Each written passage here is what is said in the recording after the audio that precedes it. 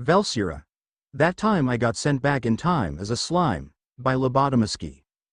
Prologue Rimuru Pav. I stare at the flaming ruins of my city. My face is blank, but deep inside me is a raging turmoil of emotions. The once lively, bright streets of southwest Rimuru City now clouded in black smo. Master, stop being dramatic. Ahahaha, Seal, I wanna act cool and edgy too sometimes you know. Giggles, how childish of you, Master. Just give me a few more seconds, alright? I feel really cool right now. Are you done yet? Yes, I'll fix the city now. Ahura Mazda, immediately, the great bellows of smoke clear, revealing the pristine streets of the capital, as if nothing had happened. Seal, tell me who is responsible for this? Wait, let me guess. Veldora? That is correct, Master. Furthermore, I can deduce that the individual, Rimuru, is also involved in the incident. Ah, the dumb lizard and the childish fairy, I wonder how to punish them later. My lord, is everything all right? The voice of Soewi rings out in my mind. Yes, I fixed all of the destruction caused by the magic explosion, but I have some problem children I need to punish. Bring Veldora and Rimuru to my office, now. Understood, my lord. The thought communication between me and Sue cuts out, and I teleport to my office, waiting for the culprits to show up. In no less than a minute, the two arrive at my office. Veldora is wearing a bright grin, so bright that it almost masks the utter terror on his face. Rimuru is equally bright and smiley, though she is more visibly nervous. So, care to explain? Wheel, you see, my dear brother. Veldora explains how he and Rimuru were experimenting with magic circles, outside the labyrinth. Yeah, so that's about it. It's not too bad, right, Rimuru? Veldora stretches out the words, trying to hide how nervous he is. Not that it works, I can see the numerous beads of sweat that have gathered on his forehead and neck. Ha ha ha ha. I guess that's all then? Well, you know I'm pretty kind. Oh, I knew you would be so benevolent as to forgive me, as expected of my brother. Veldora wipes the sweat off his forehead, and starts laughing. Even Rimuru begins to relax, and peeks out from behind Veldora's back. But even I have my limits, I say as I let out a small portion of my aura. I'm so sorry, Rimuru.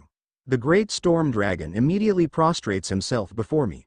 I promise I will never do it again, just please don't send me to my sis.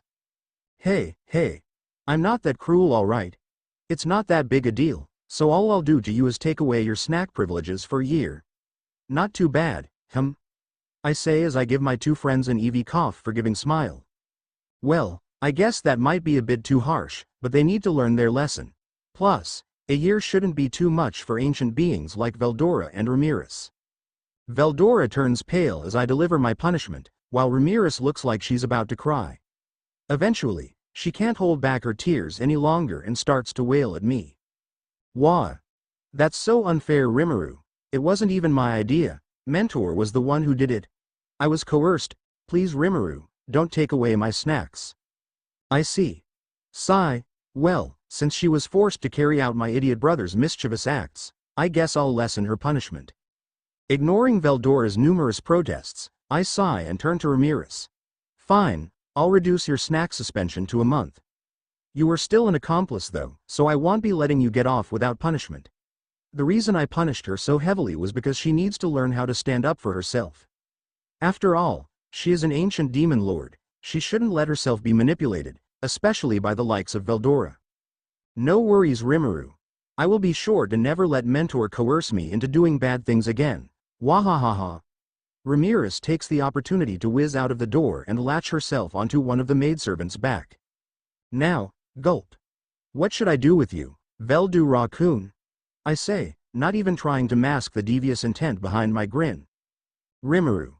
Just taking away his manga or snacks won't be enough. I'll need to be extra cruel this time, to make sure he learns his lesson. I just need to think of an appropriate punishment. Master, CL's voice rings out in my head, I suggest. I listen to CL's suggestion, then I end the thought acceleration, and turn to face the mischievous dragon in front of me. I have decided on your punishment, Veldora-kun. Veldora Pav. I really screwed up this time, badly.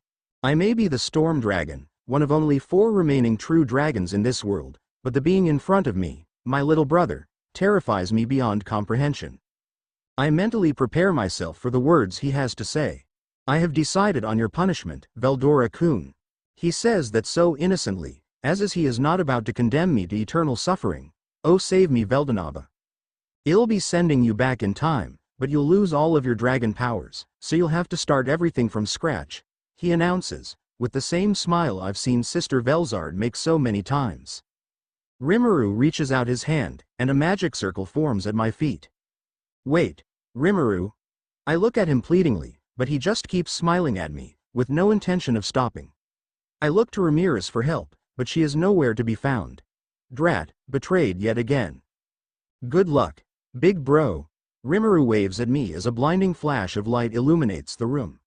From a bystander's perspective, it would look like a cute little sister, innocently saying goodbye to her big brother, but I know that there is no such innocence in Rimuru's words.